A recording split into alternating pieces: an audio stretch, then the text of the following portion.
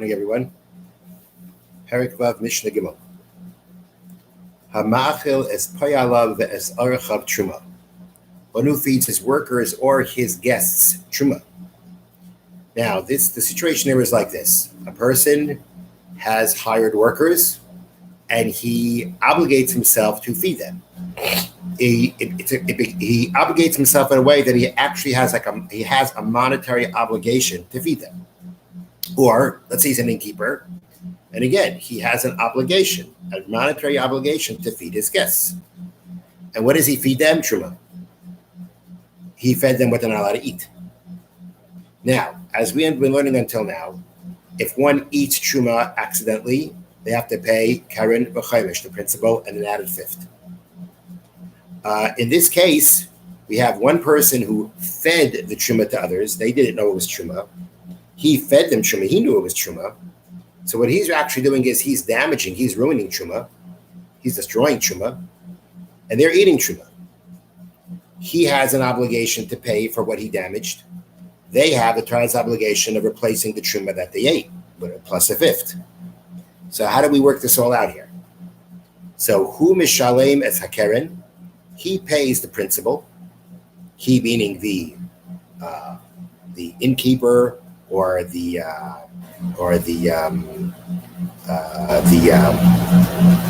person who hired his workers. He pays the principal, and they pay the fifth. These are the words of Rabbi Meir. So according to Rabbi Meir, the keren, the principal, is being paid by the innkeeper or by the person who had the workers, and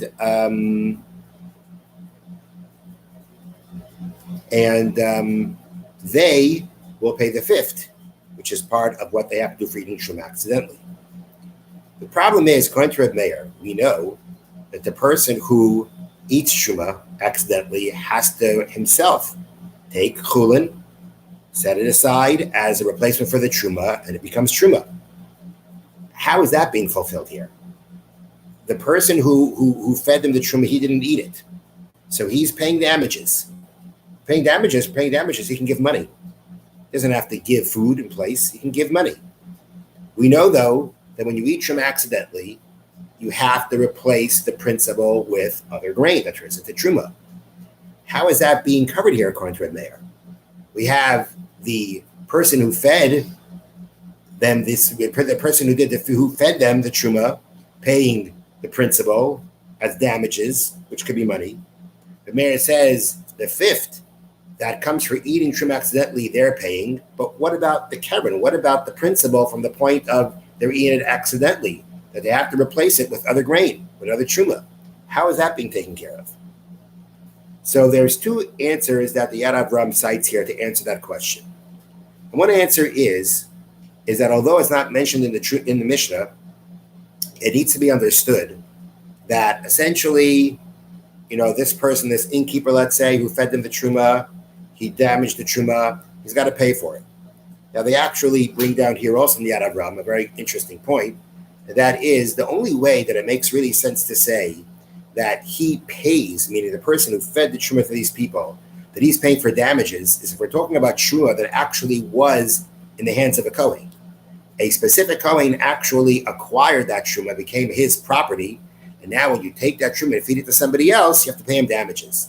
But if we're not talking about that any specific Kohen got it, it just belongs to Kohanim in general, then in that situation, is if you damage the truma, there's no one to pay to.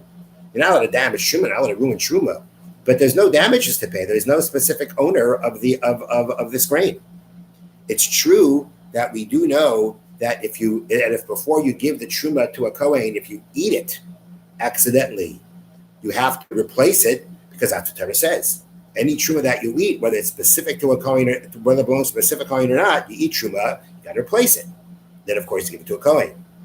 But we're not talking about that rule, that din, that law of eating truma accidentally. We're talking about damages, paying damages. So it would only make sense to say that the innkeeper or the person who hired his workers would have to pay the principal and actually pay the principal for damages if this truma actually belonged to a specific Kohen. Okay, that's one thing that needs to be mentioned.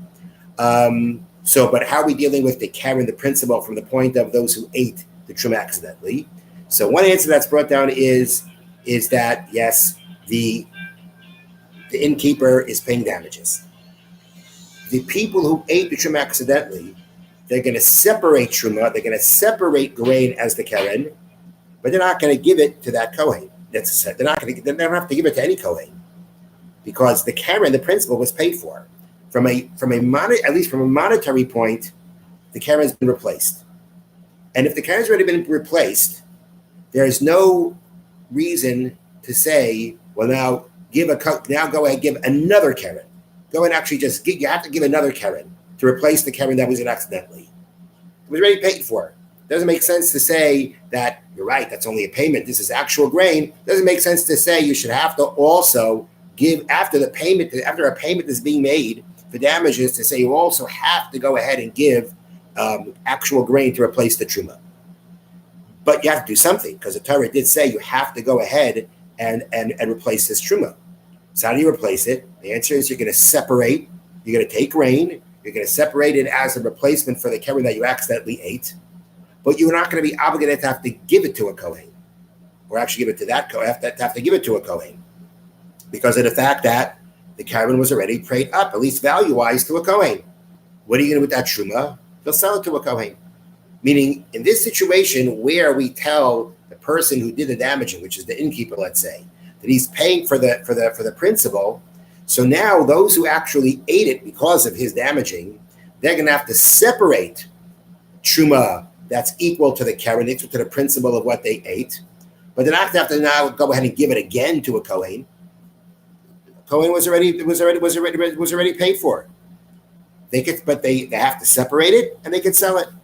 So according to Reb Meir, according to this answer, there's interesting combination of the person who damages has got to pay the damages. The person who ate accidentally clearly has to go ahead and give a chumash. That has to be covered. He has to give that away. But he's going to also be separating grain, which equals the principle of what he ate, to replace as a replacement for what he ate. But to say yes, now give it away for free, that can't be, because it was already paid for. And therefore, you could go ahead and sell it.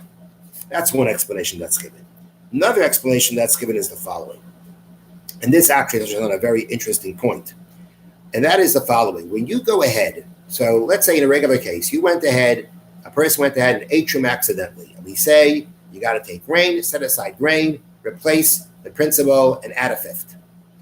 So when you figure out how much grain you have to now separate and designate as a replacement, how do you decide how much you have to give? Does it work with the value of the truma that you ate, or does it work with, you ate this volume, you ate this amount of this volume of truma? Okay, I got to now take chulin and replace it. Okay, my chulin has to replace the amount of truma that I ate. But it'll come out that value-wise, I'll be giving more money than what he lost, because truma isn't too valuable. Has a limited amount of people who can eat it, and even they have limits on how they can eat it. So actually, when we said before that the person who fed the truma has to pay damages, he's paying damages based on the value of truma, which is typically lower than the regular value of grain. But here, back to our point, when a person goes ahead and eats truma accidentally, and we say, take chulin and set it aside to replace. Are you replacing it by the amount? You take the amount of truma that you ate. That amount of chulin is what you now have to designate to replace. Or you look at the value of the truma that you ate, and you separate chulin based on that value. So if we learn that it works by value, which the Yad Avram brings down, that's the Rambam's opinion, then what comes out is like this. What comes out is that the amount of damages that the innkeeper has to pay for destroying the truma by feeding it to the guests, and the amount that they have to now set of grain that they have to now take to replace the keren is the exact same value. It's the same value. Therefore, you bring down an answer. What's going to happen is like this. The innkeeper, or the person who hired the workers, we're just going to talk about the innkeeper just for, make it easier for ourselves. The innkeeper, what he's going to do is like this. He has to pay for the truma that he destroyed. He's going to take that money. He's going to give that money to the people who ate the truma, and they're going to use that money to buy the grain, which is chulin, to use it to replace the principal that they ate accidentally. So he's going to pay for it, and he's going to pay for it, and what is bought with that payment is what they're going to go ahead and use. And don't forget, value-wise, it's the same thing. Cost-wise, it's the same thing. They're going to then go use that grain that was bought with that money that he gave them to have now the principal, the chulin that will replace the principal truma that they ate. So it's a combination. By paying for it, he's dealing with the damages. And by them using that money to buy the grain to actually replace the keren that they ate accidentally, was obligated to do, they'll work. It works together, and therefore everybody's obligation is taken care of. Okay, so that is the opinion of Rabbi Meir. The Chachamim say, "Hey, mishalmin keren v'chodesh." They have to pay the principal and the fifth. They ate the truma accidentally. They now have to go ahead and deal with the principal and the fifth, like anybody else who eats truma accidentally. And they have to take chulin. They have to separate it to go ahead and replace the keren, the principal truma that they ate at a fifth, and that's what they have to give to the kohen.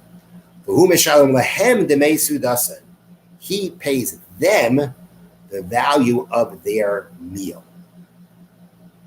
Okay, so according to the Chachamim say like this: the innkeeper may have the abed truma, but from the point of the truth, the kohen's loss, that's going to be taken care of by the people who ate it accidentally. Be taken care of by that. The reason for both to do it, and they have an obligation to do it. They're going to do it. Was he get off scot-free? The answer is no. He's not getting off scot-free. He has to pay them for the meal he was supposed to give them. He was obligated to give them a meal. He gave them a meal of truma. It's apparent that that's not called fulfilling his obligation for a meal. And therefore, he never fulfilled his obligation to them. And therefore, he is going to have to go ahead and pay them for the meal that he didn't give them. Because he contractually had to feed them. It became a debt, became a monetary obligation. He didn't fulfill it. He's got to make up for it. He has to pay for it. So according to the Chachamim, you have the Kohen being reimbursed through what they have to pay the principal and the fifth for their eating truma accidentally, and the innkeeper has to now pay, and the person who hired the workers has to pay them for the fact that they did not fulfill their obligation to them for the meal. Now, there's a couple of things we have to discuss about this. Number one, we're saying now that really everybody, whether you hold like the first opinion of Reb Meir, we all have Chachamim, at the end of the day, there's a principal being paid by the innkeeper who destroyed the truma, whether it's to the Kohen or it's to the workers. They, in some form, are taking care of the keren and the chomesh. They're doing that. So, in a practical way, what is the difference in Reb Meir and the Chachamim, based on what everybody's doing? Everybody seems to be doing the same. The question is to who you're doing it, but everybody's still doing the same. Is there any more of a difference between them than just, do you give it to this one, you give it to that one? And the Martinur explains that there is a big difference, because if you hold like Reb Meir, which says that let's say the innkeeper is paying, right? The innkeeper is paying for the principal. That's what he says, right? He's paying for the principal. So what's he paying for? He's paying for truma. As we said, truma was destroyed. You pay for truma. Truma, we know, doesn't have the same value as regular food. According to the Rabbanan, the innkeeper is paying his guests and the and the employer is paying his workers money that he owes them. That's regular food he owed them. He's going to be paying for regular food. He's going to be paying more money. According to the Rabbanan, according to the Chachamim, the employer, the innkeeper, will be paying more than according to Reb Meir. Because according to Reb Meir, the only thing he has to replace is Truma. According to the Chachamim, he has to pay for a regular meal of regular food that he was supposed to feed them. That entails more money. Okay, that's one point. Another point is, let's try to figure out here, we see there seems to be an argument here in the sense that, according to the Chachamim, you have to make up for the meal that you were supposed to give these workers. And Reb Meir makes no mention of that. So what seems to come out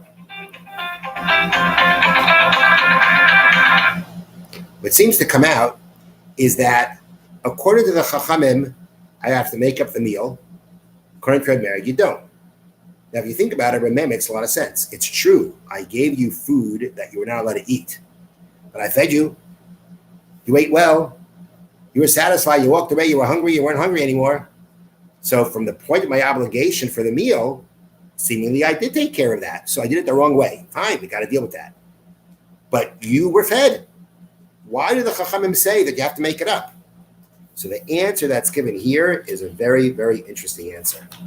That answer is that, and this is based on the Yerushalmi, how the Tosfos Yontif learns the Yerushalmi. Yerushalmi answers that forbidden food is so repulsive to the Jewish soul, so absolutely abhorrent and detestable, that it cannot be considered fit for consumption at all. The fact that the meal which he provided to them consisted of truma produce negates any value it may have otherwise had. Hence, the employer or innkeeper failed to fulfill his obligation to feed them an acceptable meal, and is regarded as though he had not fed them at all, must therefore compensate them for the value of a full chulin meal. That's the answer. You eat something that was not kosher. In this case, it wasn't kosher for you because it was truma. It was a forbidden food. You ingested for what is forbidden food for you. That is so detestable and abhorrent that that's considered that you fed them an unacceptable meal. And that was not the deal. The deal was not to give them an acceptable meal. It was to give them an acceptable meal. Okay? Now, at the same time, we do know that eating truma they're not supposed to is called eating, because otherwise, the Torah says if you eat truma unintentionally, you have to pay the principal and the fifth, right? You ate truma, it was detestable, it was abhorrent. Okay, but the Torah says in that situation where you ate the truma, you have to replace the truma. There's a special law regarding truma. But here where we're talking about a monetary obligation to feed them, to supply them with a meal, it means an acceptable meal. Feeding them truma it's an unacceptable meal. It's something that is disgusting to the Jewish soul. And therefore, that's not called feeding them with an acceptable meal. You do not fulfill your obligation, and therefore you have to replace it. According to Reb Meir doesn't seem to agree with that. Reb Meir seems to say that you fed them and they ate, you fulfilled your obligation. Yes, they'll be very upset about it.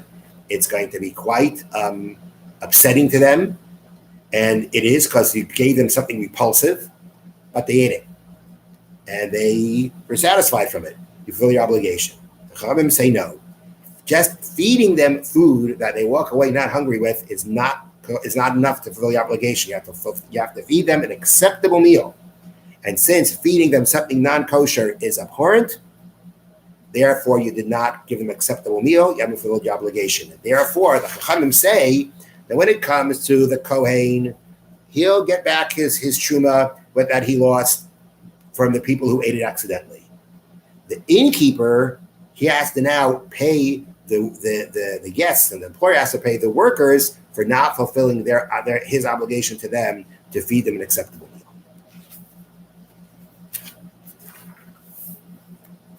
Okay.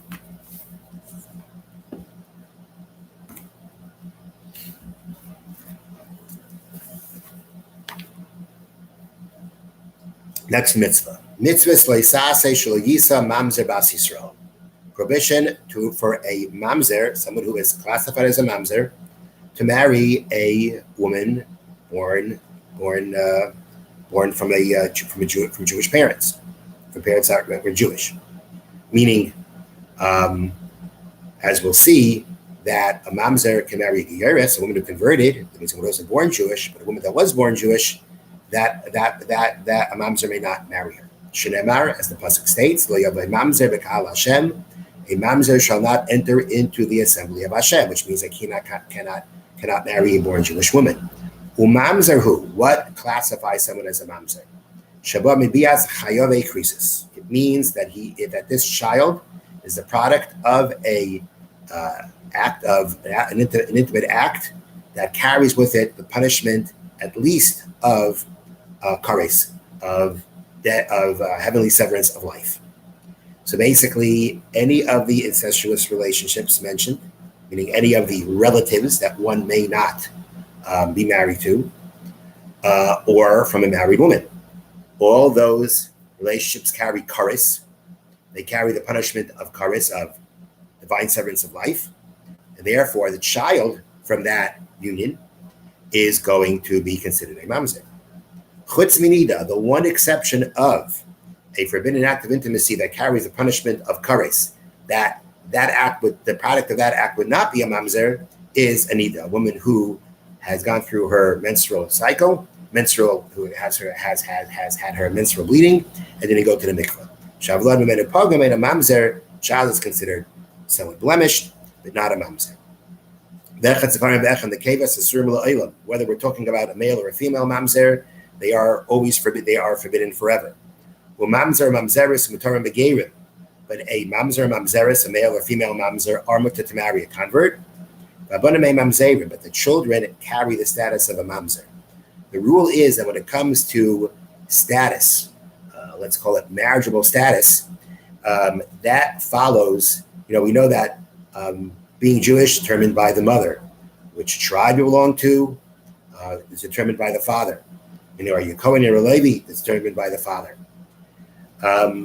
In that psul, meaning having a certain level of invalidation for marriage into the Jewish, into people born Jewish, that follows whichever, if any of the parent is considered someone that's invalid, the child has that status. Doesn't make a difference. In this case, it's the father, it's the mother, the child follows that status. And therefore, in the case of whether the mother or the father is a mamzer, the child, so even though they married someone they're allowed to marry, still the child's status is that of a mamzer. Someone who was born from a woman that is not married. Now, before we get into this, a child born out of what we say born out of wedlock, meaning that the child was born from a woman who was not married. She had now relations with someone and they had a child. That child is not a mamzer. There was sometimes such a child was referred to as a mamzer, but that's not a halachic mamzer. Okay. However, here is where the Chavetz Chaim brings in a situation where it could happen that way. A person born from an unmarried woman, she never tells us from who she became pregnant. Or she said, I became pregnant from a mamzer, from that person who's a mamzer. Hareza Suffolk mamzer. That child has the status of a questionable mamzer. If she doesn't tell us, if she told us that she became pregnant from a person who's not a mamzer, child's not a mamzer. But either she doesn't tell us, maybe she disappeared afterwards or died, never told us, or she said that she became pregnant from a mamzer, so she's not believed to say that, but it creates doubt. The child found in the marketplace, an abandoned child, nobody knows who's the mother, who's the father. Or is a Suffolk mamzer? That child has the status of a questionable mamzer. Now, according to Torah law, mamzer Suffolk muter lavei b'kahal. One who is a questionable mamzer is permitted to marry a born Jewish person. But the sages forbade them from marrying into the people who are born Jewish. And really, the situation is even more complicated. Now, this person's a suffix mamzer, right? So we're telling him he cannot marry somebody born Jewish. He cannot marry a mamzer because maybe he's not. And he can't marry someone who's of the same status, a suffix mamzer, questionable mamzer, because maybe the other one is a mamzer and you're not a mamzer, and the other one's not a mamzer.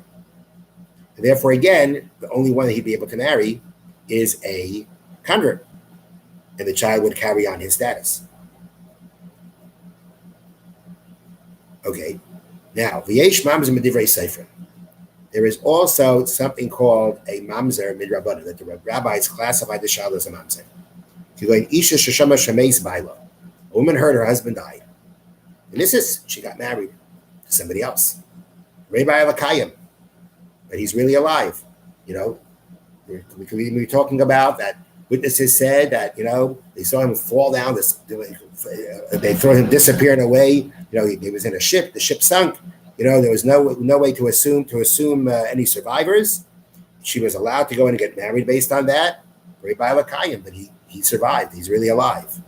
Now, so who's she really married to? First husband. And while she is still married to the second one, the first husband showed up, was intimate with her, and made her pregnant. Now, really, it's her husband. He's allowed to do what he did. However, he did it under very not nice circumstances, because basically, you know, people still saw her as married to the second person. That is a situation where there are rabbis, where the sages of the Talmud class gave this child the status of a mamzer. Mamzer medivrei seifrim mutar gam ken rak mamzer medivrei seifrim. And someone who is a mamzer according to rabbinic law is only permitted to marry a mamzer who is also a mamzer based on rabbinic law. This applies in all places and at all times. Have a wonderful day.